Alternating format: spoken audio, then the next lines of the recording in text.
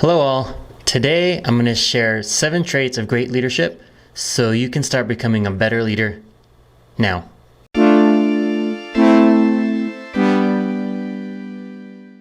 Hey there, my name is Rico Nasol. I'm a creative executive, entrepreneur, and leadership coach.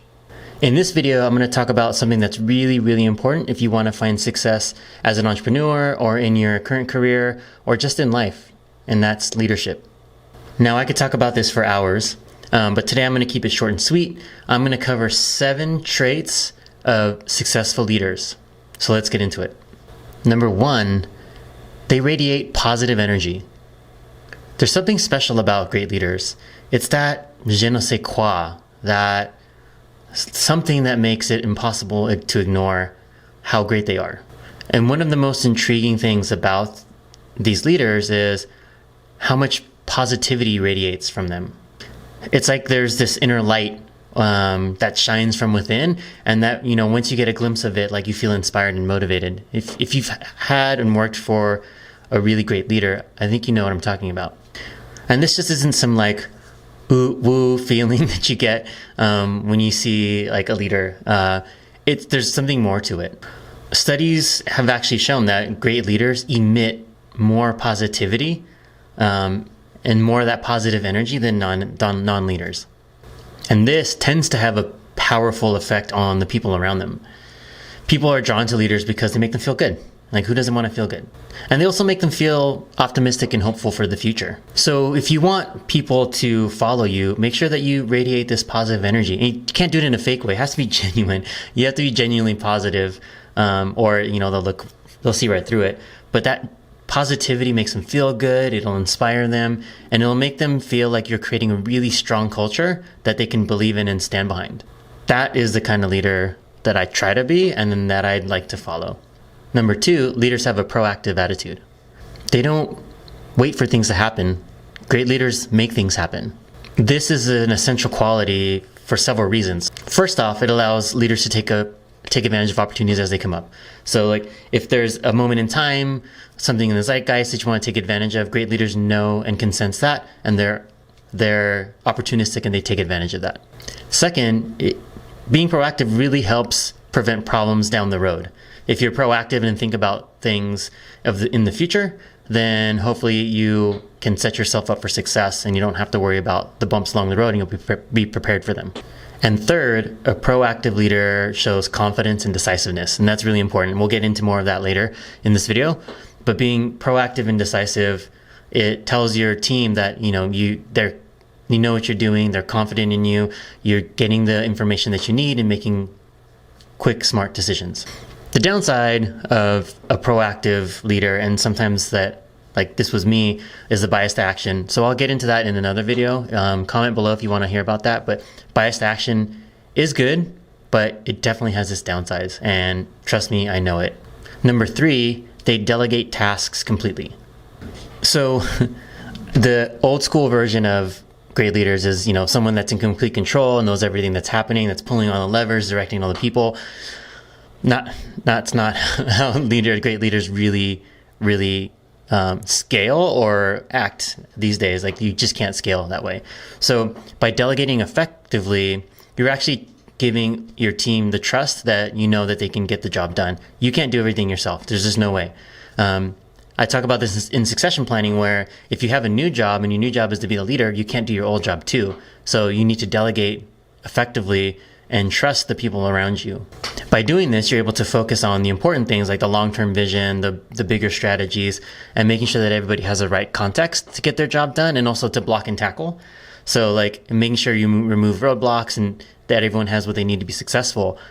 So delegate effectively, and then give your team the space to be successful, and then you work on the higher level things that you need to work on. Number 4, they're approachable and empathetic. So this is just being human. Like, leaders are human.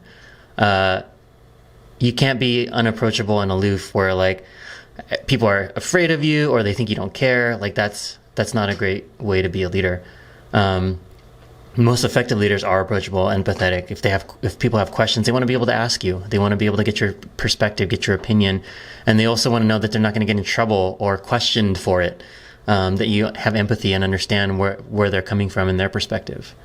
When you are approachable and empathetic, you're able to communicate more clearly, and you can actually build a relationship, not only a work relationship, but a human relationship. And that's what a lot of people need these days. You just need to be seen. And so if being approachable and empathetic allows them to be seen and feel like they can come to you. And in that way, you build a stronger culture, and you're more likely to achieve your goals because your team will work harder for you. Maybe not necessarily for the business, but they'll work harder for you. Number 5, they do what they expect of others. So this is a simple one. Just model the behavior you want your team to display. So if you're a jerk, your team will likely be jerks, and there'll be this negativity around. But if you are positive, like we talked about before, and you are a subject matter expert, and there's nothing that you won't do that you expect them to do. So a good example of model behavior is, like when I was at Zappos, when I'd see trash on the ground, I'd pick it up, because that's how much I believed in the company and the culture. Like, I'm not above doing anything, and then I would expect everyone else to pick up the trash too. So maybe that's an extreme example, but it shows that you care, and it shows that you're modeling the behavior you want them to see.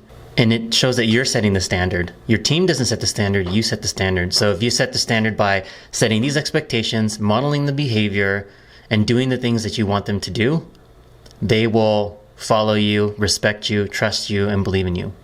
Just be sure you set high standards. If your standards are low, maybe you should revisit your modeling behavior. Number 6, they are accountable. A good leader worth anything is always accountable for their actions. Good leaders know they must be accountable to their mistakes. If something went wrong, admit it. On the flip side of that, a good leader, can take credit also for the successes. But personally, when I think about accountability, I own up to the team's mistakes, but then I lift the rest of the team up for their successes. And I don't think it's protecting them or anything like that, but I really think it's encouraging the team and letting them celebrate. That's one thing that's missing in a lot of cultures today, is celebrating the wins. So as part of being accountable, you're accountable to showing that mistakes, showing your vulnerability, admitting that you are wrong, and knowing that you can improve, and admitting you can be better. But it's also like accountable to celebrating the wins with your team and making sure that the spotlight is shined on the ones that it should be, the ones that did the work, the ones that came up with all the things. So good leaders do that, and their direct reports really appreciate it. They really appreciate you not throwing them under the bus, and you standing with them when it comes to successes and failures. So if you start to see your team be a little bit negative, ask yourself, am I accountable? If the answer to that question is no, then there's probably some work that you need to do. Number 7, they are decisive. So there's 2 types of leaders in the world when it comes to this. There's decisive ones and indecisive ones. Guess which ones are more successful? And even though both may have their strengths and weaknesses, the decisive leaders tend to be more successful. And decisive doesn't mean you just dictate. That there's a difference between decisive and dictating. Being decisive means you took the time to gather all the information that you could with the time you needed. You understand perspectives, and then you just made a quick decision that you felt was best for the business, for the team, or whatever. And then stand by that. If you're not able to do that, your team will start to wonder if you are the right leader, if you're strong enough to make the decisions. Do you know what you're doing? So it's hard to build trust and build relationships if you're always indecisive. You do need to make decisions when they need to be made, and sometimes taking it out of your people's hands. Not often, I don't recommend that, but when a decision needs to be done, when people are wavering, you need to make that decision. You're the leader. So if you want to be a successful leader, really look at these 7 principles that I just laid out. Do you embody them? Do you need to work on things? Where are your strengths, where are your weaknesses, and see how you can get better. I'd love to hear about any successes or failures. So if you want to, definitely comment below.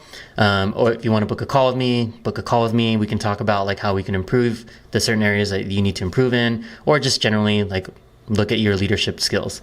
If you like this video, please subscribe if you want to get more of this content, and I will see you next time.